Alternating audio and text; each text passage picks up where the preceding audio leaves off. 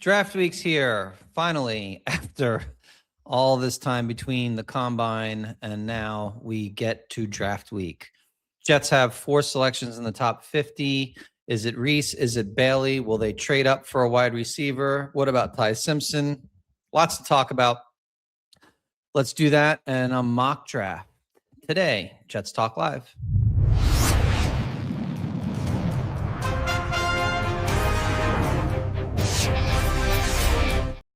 Hey everybody, welcome to Jets Talk Live. I am Paul Fiore. Please click like and subscribe. Thanks for joining and truly appreciate the 2,200 plus of you that follow my channel.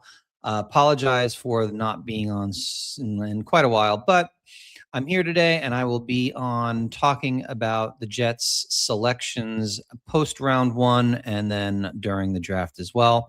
Looking forward to it. It's always a lot of fun. Draft season's great season. It's been interesting this year. I'm not really overly worried about the second pick in the draft. I am good. Like I've worked hard to land on where I want it, where I would go, and it's Arval Reese, but it's not because I think David Bailey's not a good football player, because he is. I am just not emotionally attached to anyone at the second pick. And it's mainly because there is no franchise-changing quarterback that we could be drafting right now. I have a feeling that I'll be much more excited about the 2027 draft than the 2026 draft, and that's okay. The Jets are in a rebuild. Last year was a teardown. The foundation's starting, and we have a ton of draft capital over the next 2 years. And if Muji is a good GM, and I think he's shown signs that he can be, he can change the outlook and the direction of this franchise for the next 5 to 10 years with 2 good drafts. But I'm okay. Draft either one of these guys, Arval Reese, David Bailey. I could even argue for Sonny Styles or Ruben Bain and be okay. What I won't be okay with is if they make a decision based on trying to save someone's job. I don't believe that they will do that. I don't think Aaron Glenn thinks that way. I think Aaron Glenn is truly, you can say what you want about Aaron Glenn and his ability as a head coach. I think Aaron Glenn loves this franchise. I think he desperately wants it to be successful, not just for him, but I do think that he wants it for the fans as well. And so he's not going to draft somebody he doesn't believe in just for a short-term benefit. He is going to draft someone that he thinks long-term can be the guy. The strangeness of all of it is the idea that the Jets would consider David Bailey because he's got the highest floor and he would impact the team more this year than long-term worried about what Arval Reese could be. I just don't think that'll happen. I don't think that and I get the media said it, but I'm just not going to believe it. I'm going to believe whoever they draft, it's because they believe that's the guy that can be a franchise impactful player for the next 5 to 10 years and the best one of all of the guys. So I'm good. I can't imagine being overly worried about any one of those guys that they pick. I'll support any one of it. I'm more worried about 16 and beyond. I see a lot of noise in the fan base around moving up from 16 into the top 10 to go get the wide receiver, whether that's Tate or whoever, Tyson, whatever you want. Name the guy. I'm going to make this quick and then we'll do a mock.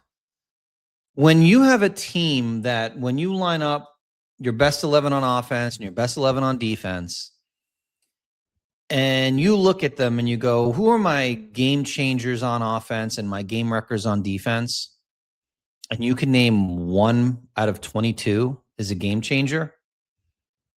You don't trade up and blow capital for guys that are good but not elite players. The Jets need too many things to do that. And blowing draft capital this year, you may get listen, here's my argument. You're at 16 and you got to move to 7 because you want to get Jordan Tyson. You got to go give up, 44 and 103 to move up. So you're basically giving up 2 assets to get the 1.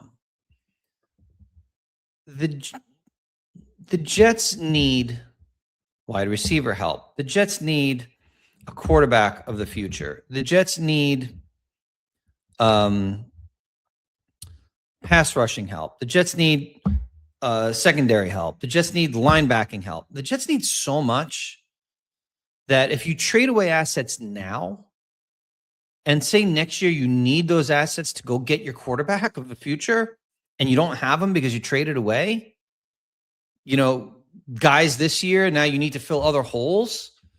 It just doesn't make a lot of sense to me. Like, build the team this year with your selections. And if anything, trade down if you can. Like, my view of the world, my strategy going in is I'm at 16. I'm letting the board come to me.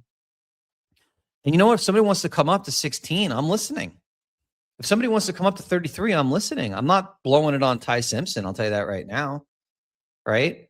I have a couple of principles I need to do in this draft. Get a quarterback, but not before round 4 as a swing. Just take a swing. Get a guy with traits that you like, that you think you can develop, maybe becomes QB2 in the future. If not, so be it. Get a pass catcher in the first 2 rounds that can be wide receiver 2, because if A.D. Mitchell is your pass catching wide receiver 2, you have a big problem. Fix the linebacking room in general. Get a pass rusher.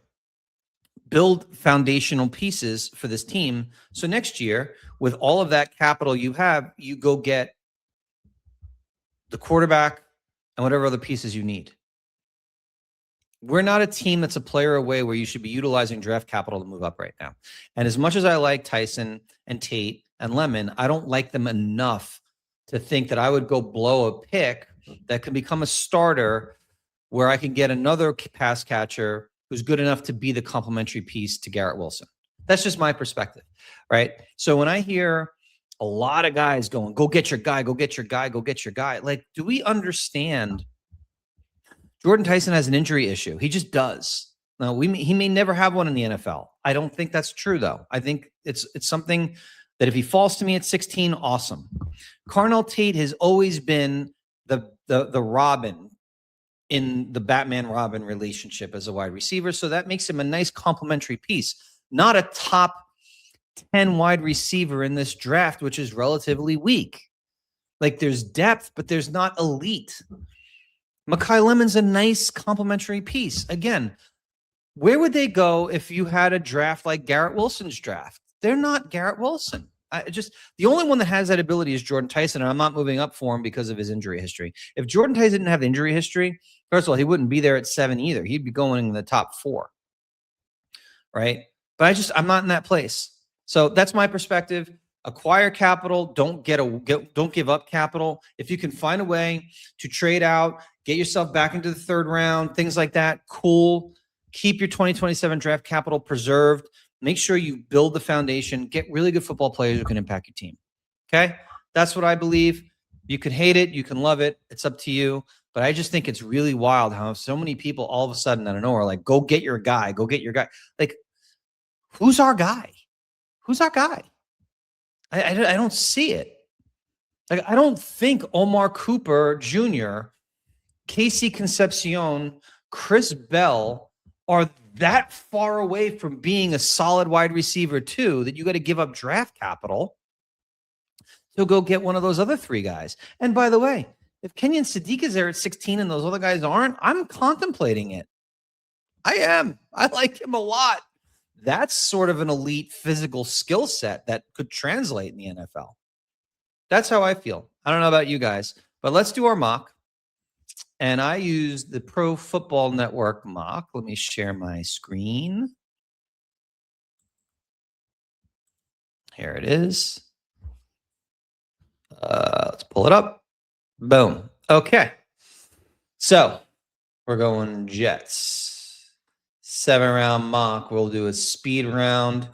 And I don't know. PFSN has a tendency to give you a very favorable outcome on your mocks, at least that I've seen. I always get offered trades that likely wouldn't be trades. So let's use consensus and see how that goes. I will tell you that if there are trade offers that are just unrealistic, I won't accept them. But I won't apologize for trade offers that I'm going to take if they are a little bit in my favor. So here we go. All right. And here we go right away. Pick 2, I'm being offered. Pick 4, 35 and 66 from Tennessee. Guess what? We're taking that. At pick 4, I'm getting offered 18, 49, 82, a second and a third. Yeah, I am not doing that.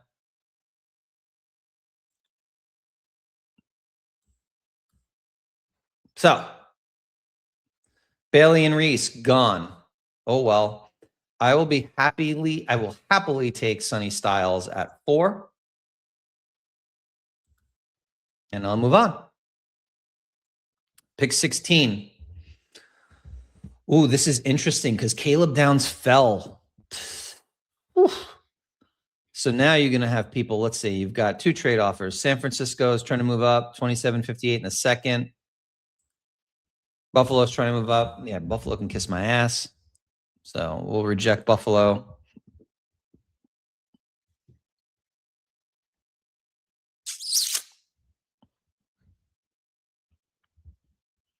I'm going to be stuck with a tough decision, aren't I? Okay. Oh, Sadiq went 15. Imagine if Sadiq was there too. So I'd have Sadiq, Tyson, and Downs. I mean, how do you pass on Caleb Downs at 16? The Jets have a desperate need at safety, right? Now, if we look at wide receiver who's available, you got Tyson, you got Omar Cooper Jr., Concepcion, Boston, Bernard, and Bell, right? All of those guys are capable of being, well, not, let's forget about Tyson for a second because he's a different tier. All these guys, I would say, are more than capable of being a wide receiver 2 for the Jets. If I draft Downs here, what are the odds one of these guys will be available at 33? This is one of those scenarios where I'm either going to look like a genius or an idiot. But I can't not take Caleb Downs. I can't. Dude's possibly the second best player in the draft. I'm taking him. All right, here we go. 33. I got offered 57, 60, and 129. I got offered 52 in a second. Now let's see how screwed I am on my wide receiver situation. Bernard and Bell are left. By the way, Ted Hurst, I like him as a football player. I like Chris Brazzell too. So I still got some guys here. It's probably rich at 33 to take Bernard.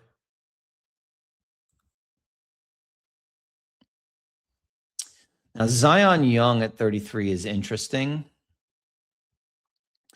Chase Bisontis is also interesting, right? So if you look at him, you know, dude's a monster. 6'6", 320 pounds. You know, this dude is a high floor guy and a high ceiling guy. I mean, this is a dude, right? Like your offensive line, you slot him in. It creates some flexibility, right? Because, you know, he could become the starter. You could move, you know, he's your long-term starter. Tippmann potentially can become back to your center position if you go grab him. I don't know, man.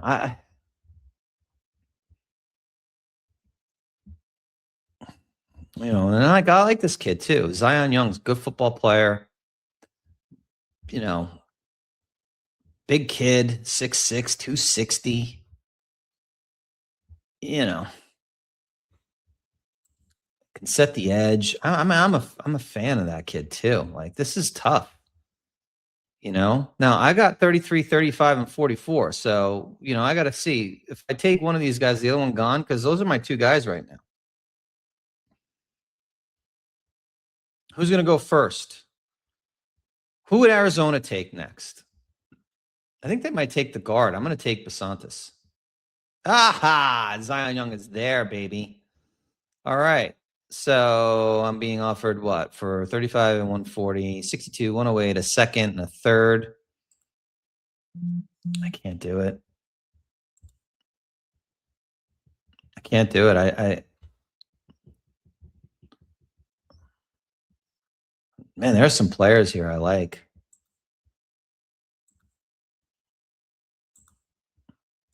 And I got 44 and 66 still after this. That was a good draft so far. I like Zion Young. I'm going to take him. All right. So we're at 44. We're getting off. We don't trade with New England. It doesn't happen. It's unrealistic. 44 for 64. They want my third. They're going to give me a second, and then give me back their third. So essentially, we're swapping 44 and 66 for Seattle's second next year.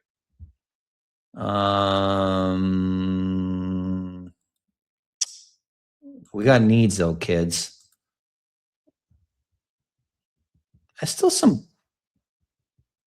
There's some guys still at the wide receiver position here, but I've pushed on it. But I like Jeremy Bernard, right? Like, he's a good football player. Solid kid, solid player. Productive. I like him. This kid's kind of a beast. So the question is, like, do you swing for Bernard here, right? Knowing that I desperately need a wide receiver. And then you also have Chris Bell, who, if he didn't have that injury, I like him a lot too.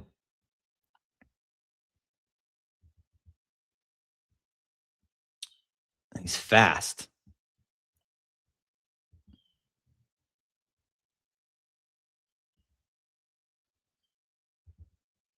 I don't know.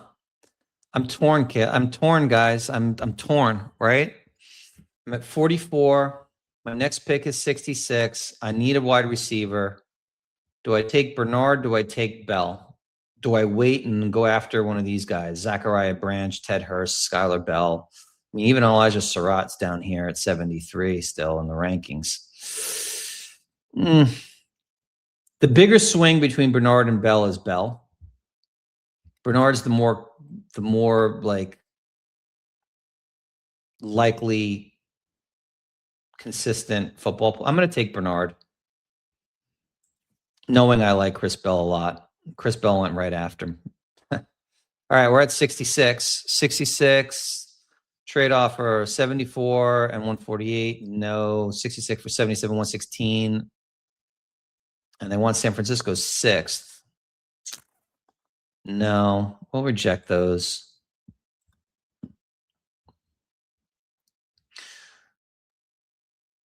And it's interesting. I said I'd want 1 or 2 pass catchers here. Now I'm going to look and see who's available. Wow, Malachi Lawrence fell 66 in this.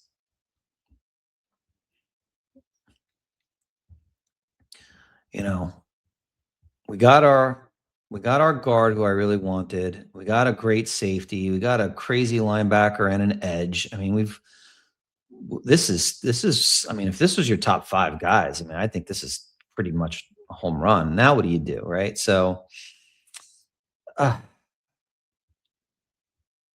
mean, you got Big Citrus sitting here. He won't be there at 103.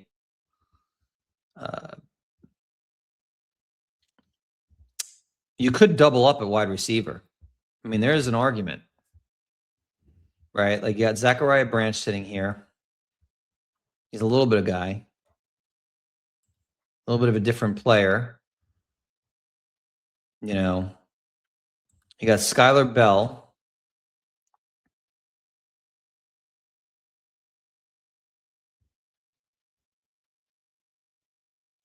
I mean, you're talking about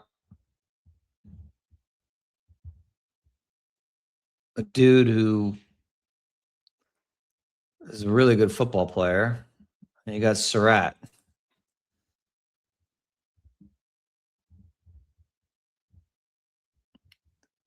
I might double up at wide receiver here just because of the way the board has fallen to me. I don't know. I mean, Malachi Lawrence sitting here is kind of shocking.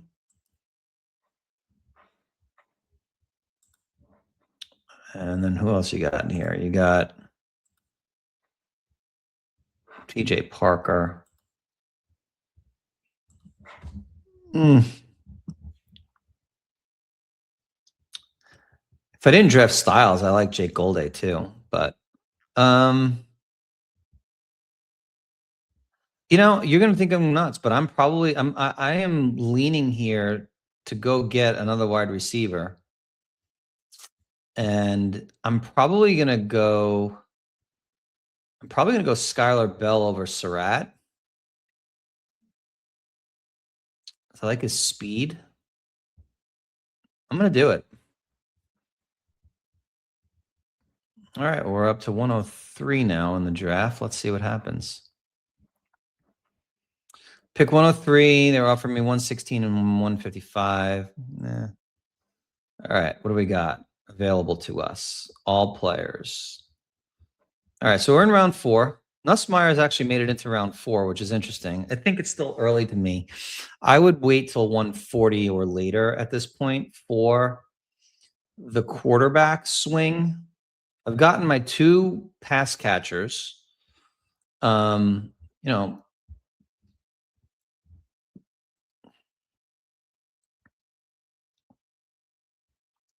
I actually really like Tacario Davis. I think that's a good pick. If you look at him, he's got some size on him, right? He's 6'3", big kid, right? You know, you look at his numbers, 6'3", 190, 33 arms. I mean, he's a big, big kid. I like this kid a lot. Like, I think at this place, where we have a need at corner, I would go there. Now we're at 140. This is when I start looking at the QBs. 140 for 140. Nah, who cares? I don't need to pick 217. Give me the best players. Let's see. Okay, so there's Allar sitting there. And I know a lot of people don't like Allar. He's like the most controversial 4th-round pick in history. It's kind of funny. Guys getting associated with some with what's his name? I can't even remember his name anymore. Hackenberg. They're not anywhere near the same player, but whatever. You know what? I'm going to take Allar. Throw your stones at me. That's fine. And then at 179, let's see if he's there for me. But I'm going to look. Let's see. Offense. Nope, he's gone. I was gonna come back and get Hemby if he was there at 179. So now we're at a place where I've got 3 picks left. So I'm really just going to start looking at it from the perspective of, you know, here's a D tackle. How big is he? 6'3", 312. I mean, I think it's it's worth a swing getting a D tackle here. I'm going to take a swing at a running back at some point too out of these picks. So, you know, it's either him or I don't think much of Le'Veon Moss. I'm not this guy. I like Robert Henry Jr. a lot. I think, will he be there at 228 if I don't take him now?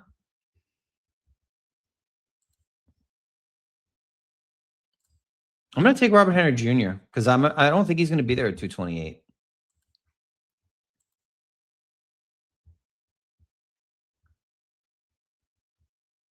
I think he has a chance to be an impact football player. I do. He's got he's explosive, good player, good young player. All right. Well, we're at 228 and 242. I mean, this becomes a battle of attrition, right? So what do we think of this kid? Let's see.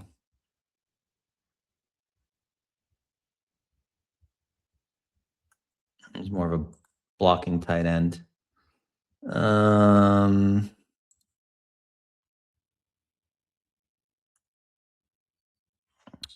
All right, we're going to go with the potential gem, Matthew Hibner.